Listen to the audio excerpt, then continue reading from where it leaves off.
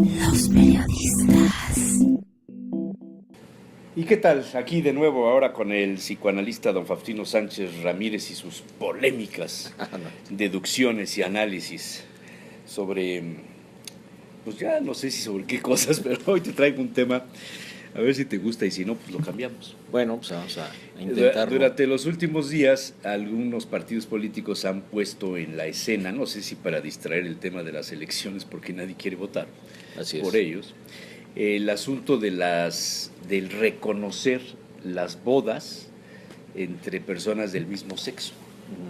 Esto en la iglesia, por supuesto, pues ha causado un escozor y automáticamente se dice que las familias son solamente entre hombre y mujer, etc.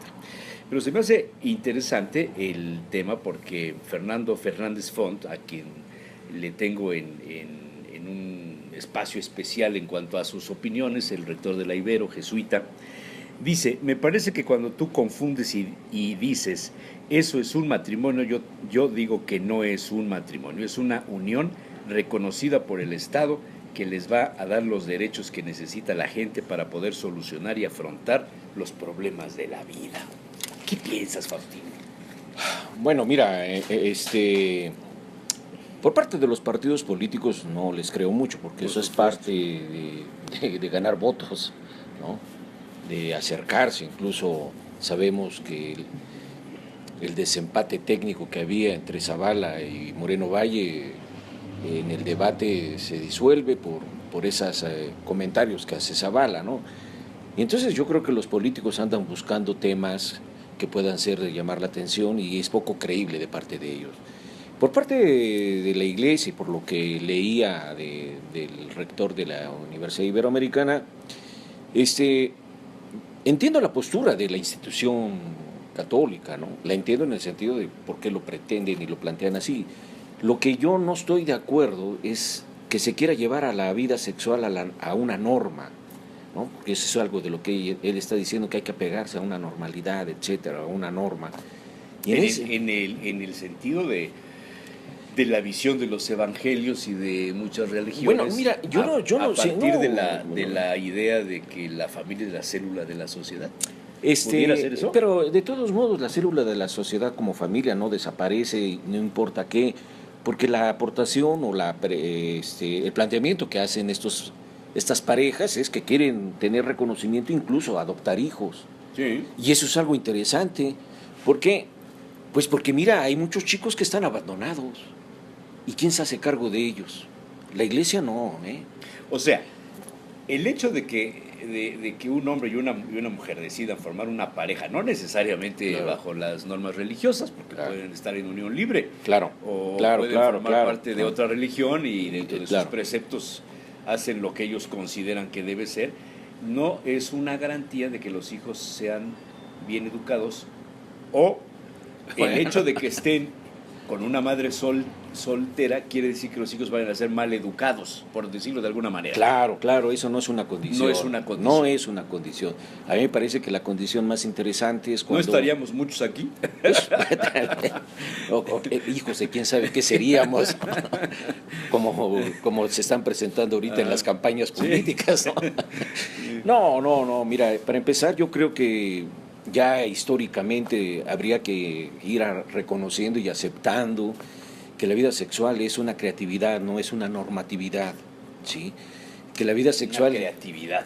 Sí, porque la creatividad de que no existe un estereotipo de cómo te relacionas con alguien, sino es cómo te inventas con alguien, cómo expones tu cuerpo con alguien para disfrutar, para gozar, etcétera. Y entonces en ese sentido me parece que es más una creatividad que una normatividad. Y la normatividad la vienen teniendo incluso y principalmente la Iglesia Católica en el sentido de que el sexo es para la reproducción, ¿no? Y obviamente eso no pasa. Tú has leído la Biblia, me imagino, en alguna época de tu vida, habrás tenido el acercamiento. Claro. Se dice textualmente en el Viejo Testamento el tema del sexo, esto... creced y multiplicaos, o sea, no habla de la relación Génesis, sexual, sí. En el Génesis se habla de esto, pero hubo épocas en la sociedad, sobre todo en Occidente, en Grecia, en donde los filósofos iniciaban a los chavitos. Claro, los pederastas. Bueno, eran los pederastas, pero los suspendían a una determinada edad. Sí, sí. O sea, los iniciaban en las artes del conocimiento, del amor, del placer, ¿no? Sí. Y después estaba prohibido Sí. que los adultos se metieran con otros adultos en ese sentido. Claro. Pero, mira, hay dos ejemplos que a mí me parece que son interesantes. Tomar el ejemplo de la Biblia y El de los griegos. de los griegos, ¿no? Sócrates era un pederasta. En los diálogos de Platón, ahí aparece en el banquete que se pasó una muy buena noche con el efebo fulanito de tal y que un joven bello, y etcétera, etcétera, ¿no? Y eso no indicaba que porque esos efebos tuvieran la iniciación con un hombre, se volvieran homosexuales, ¿eh? Porque entonces no existía el concepto de género. Sí. Oye, Faust, perdón, don Faustino, Bueno. Faust de los amigos, pero el tema de la relación, de formar familias o de tener el reconocimiento del matrimonio civil, no pasa ya a estas alturas del desarrollo del mundo y de la civilización por si es hombre con hombre, mujer con mujer, ¿o sí? No pasa, ¿no? Yo a lo que voy es señalar, pues, que los matrimonios heterosexuales siempre han existido, pero han estado adjuntos también a estas otras prácticas que en una época no tenían problema, ¿sí? En una época, sobre todo de la antigüedad y hasta el siglo XVII, no había el problema del género. El género aparece a partir porque la mujer estaba prácticamente como adorno del hogar y como vientre reproductor, no tenía un papel en la sociedad. Eso estoy de acuerdo. Estoy de acuerdo, claro, razón, ¿no? Claro. Pero habría que ver y verás y encontraremos que también entre mujeres se podían acostar y no pasaba nada. Bueno, como se acostaban Kate Blanchett acaba de hacer una declaración por una película en donde ella sale en una relación con otra mujer en el papel de una lesbiana, y le pregunta a la prensa que si es solamente ahí en la película, porque una actriz pues está para representar los papeles le toquen, ¿no? Y los que ella acepte y le contraten en la dirección. Y ella dijo, no, yo he tenido relaciones con mujeres muchas veces. Claro. Eso es lo que se ha ocultado. Sí. Se ha ocultado por la situación en la que sí ha vivido la mujer más represiva, ¿no? O sea, que se la ha reprimido más. En el caso de los hombres no había tanto ese problema. Podían exhibirse. Alejandro Magno tenía sus encuentros con sus hombres y tenía su esposa, ¿no? Y lo mismo se la pasaba bien con uno que con la otra, ¿no? Los chinos tenían este asunto de los eunucos, ¿no? Por ejemplo, para estar dentro del palacio real, de aquello de que no podían las mujeres tener el contacto con otro hombre. Claro. Entonces, esos testimonios de la historia nos dan una idea de que el asunto de la sexualidad se va transformando con las épocas, y a partir del siglo XVII en adelante me parece que es robado, ¿no? Es decir, se roba la sexualidad y se la apodera la burguesía y empieza a ponerle una serie de etiquetas y normas que me parece que son a las que hasta actualmente vivimos. Pero el otro asunto que a mí me parece que es interesante y que habría que darle atención, el de la Biblia, ¿no? Porque no solamente el mandato de Dios es que creced y multiplicaos, que eso sí sucede, ¿no? Pero el otro asunto... ¿Sí está documentado? Sí, en el Génesis, en la creación, en los primeros 7 días que se baje cuando hacia el hombre y todo, entonces los pone y les dice creced y multiplicaos, ¿no? Pero a lo que yo voy también... Y para multiplicarse es obvio que necesitas hombre, mujer. Claro. Pero a mí me parece que una cosa muy interesante, y yo la viví cuando empecé a acercarme a la Biblia, siendo adolescente, a mí la Biblia me erotizaba. ¿Sí? Hay pasajes bíblicos que verdaderamente son muy eróticos, ¿no? Y otros misóginos. Y otros misóginos, claro, ¿no? Pero ¿Cómo qué pasaje de la Biblia erótico? Oye, no, Sodoma y Gomorra, cuando sale la familia de Lot, ¿no? Que la consigna es que no volteen, y la mujer se quedan de piedra. Y entonces se quedan las dos hijas. ¿Qué te despertaba? ¿No? ¿Se quedarán de piedra o lo que iban a ver? Que se queda Lot con sus 2 hijas, ¿no? Y entonces las hijas se emborrachan a Lot y tienen relaciones con él. Sí. ¿no? El cantar de los cantares. Tiene razón, los salmos, claro. Sí, entonces Sí. me parece que ahí hay un erotismo muy interesante. A ver, nosotros, nuestra generación, y yo creo que la de nuestros padres, fuimos formados en que el erotismo es algo Pecaminoso. que no va con el bien. Así es. Vamos a así quitar es. el tema del pecado, que no va porque sería tanto de la religión Claro, católica claro, solamente, pero vamos a decir que no va con lo bueno, con el bien, con el deber ser, con... Pero mira, yo no creo que no. Si le quitamos el pecado, estaríamos libres. Pero lo que tú estás señalando del concepto Sí, del pero- bien también A ver, está, pero- entra dentro de un código que es la religión. forzosamente. Sí, claro. Sí. O sea, yo conozco ateos que forman familia, inclusive que no son casados por lo civil, Ajá. y que tienen hijos maravillosos y los han educado estupendamente y son buenas personas, No, no, buenos pero- mexicanos, buenos ciudadanos. No, está bien, está y bien. me parece que finalmente el objetivo de una familia, está bien, el hombre-mujer, crecer y multiplicados, pero la formación, la educación, el dar a la sociedad, al mundo, buenas personas. No, pero eso... Esto no necesariamente son buenas personas los que solamente nacen en el matrimonio religioso. No, claro que no. Y encontramos obviamente hombres, digamos que han tenido una preferencia exclusivamente sexual, que no heterosexual, sino homosexual, que son buenas personas, ¿no? Son muy abiertos, Sí. muy cariñosos, Sí, muy, sí. etcétera.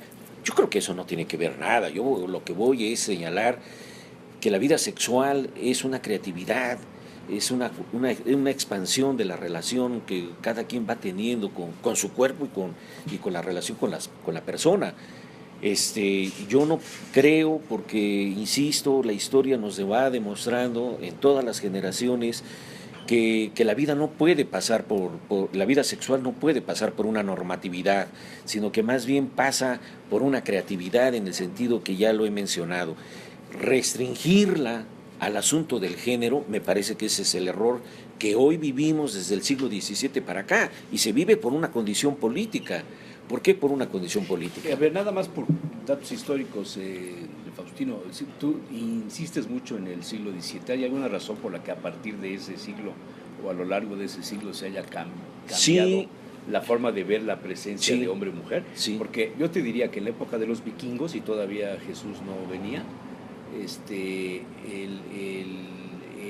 la mujer vikingo era igual de fuerte, igual de poderosa, igual de guerrera que el hombre vikingo. Claro, pero me estás dando la razón en el sentido de que no existía ese desplazamiento de quién tenía que hacer determinadas funciones. Esto como que pareciera heredado más de las culturas orientales del judaísmo, sin duda del judaísmo, y de los musulmanes en su momento. Pero yo creo que ¿Por qué también había entre las otras religiões de los judíos y los musulmanes y los protestantes y los del séptimo adviento y los de todos los santos y de demás hierbas, no se habla de este tema de la relación hombre-hombre, mujer-mujer como reconocimiento de pareja formal?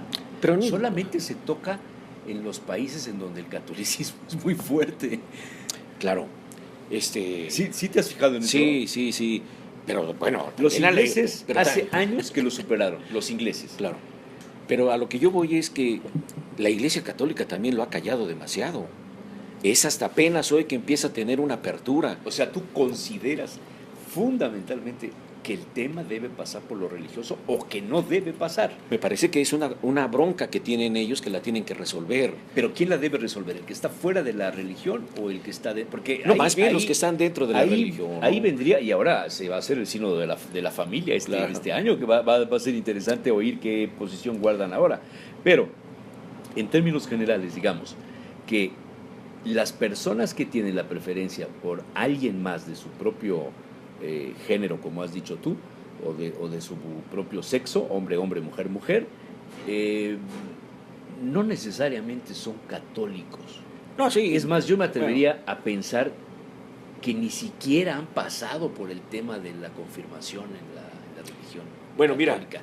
Porque ya traen muy definidas sus cosas, claro, ¿no? claro. O a lo mejor están en una religión en la que no son cómodos y entonces abandonan su religión, son bautizados solamente, pero no son practicantes. Pero mira, te voy a poner ejemplos que me lo han comentado los sacerdotes, ¿no? Bueno, mira, algunos. Que tú tienes relación con sacerdotes. Algunos, con algunos. No, pero en alguna ocasión en una comida, y sabiendo a lo que me dedico, un sacerdote me preguntaba qué hacer en el confesionario cuando alguien llegue y me dice que es homosexual. ¿No? Y yo primero le decía a él, digo, eso es una bronca que tienen ustedes, porque entiendo que los preceptos les impiden, claro. Digo, pero lo interesante es escucharlo, ¿sí? Porque eso ya de por sí tiene un efecto la confesión, ¿no? Pero escucharlo sin el prejuicio también ayuda mucho. El otro asunto, eso lo digo en función de que efectivamente hay católicos que padecen, sufren de esto, ¿no? Hay una carta pastoral de un obispo donde él dice, es que los homosexuales o las lesbianas también son hijos de Dios. Claro. Demoledora, Claro. Y alguna ocasión te regalé un libro de Carlos Facio. Que por cierto lo encuadernaron y lo arrumbaron. En donde un sacerdote español gay tenía a su pareja y hablaba de esto. Y a mí me parece que eso es interesante. Lo que ha dicho el Papa. En la Edad Media hubo cantidad de casos entre los hermanos de los conventos, ¿no? Claro. El Papa, me parece que el tono bajó un tono muy interesante cuando dice: si dos hombres se aman, ¿quién soy yo para juzgarlos? Sí, pero además estás hablando de un amor puro y casto. Espera, puro y casto. El amor puede ser. Un día hacemos un programa del amor. Mira, ¿Qué es el amor puro y casto? ¿Existe el amor puro y casto? No. Yo, bueno, te voy a poner otro ejemplo. Un ejemplo que a mí me parece muy interesante. Que no pase de un minuto que ya me están haciendo no, pero el tiempo. En una ocasión, estando en un curso monográfico del Seguro Social, estaban dos médicos, uno joven sexólogo y otro un señor ya de edad y todo, se ve que era de formación católica. Y entonces el sexólogo decía, cuando yo era casto, y dice, no, discúlpeme, casto se puede ser siempre toda la vida sin tener relaciones o teniendo relaciones, la castidad implica otra cosa. Yo creo que... Interesante. Sí, claro. Pero yo a lo que voy es que la sexualidad no pasa ni por la castidad ni por la pureza, sino pasa por lo que se puede vivir, lo que el cuerpo siente, porque esa es la parte de la creatividad. Y a partir de ahí me parece que eso es... Pero quienes tienen una formación tomista y agustina y franciscana, pero yo tampoco los voy a que juzgar. flagelarse ante un mal pensamiento. No, pero si se flagelan están haciendo sentir el cuerpo. Eso es una cortina de humo. Está bueno. Sí. Buena respuesta. Don Faustino, muchas gracias, interesante. Otro día seguimos con el tema de... Yo no soy muy casto y por lo tanto... Si el amor es puro y casto. Gracias, Faustino Sánchez, muy amable. Los periodistas.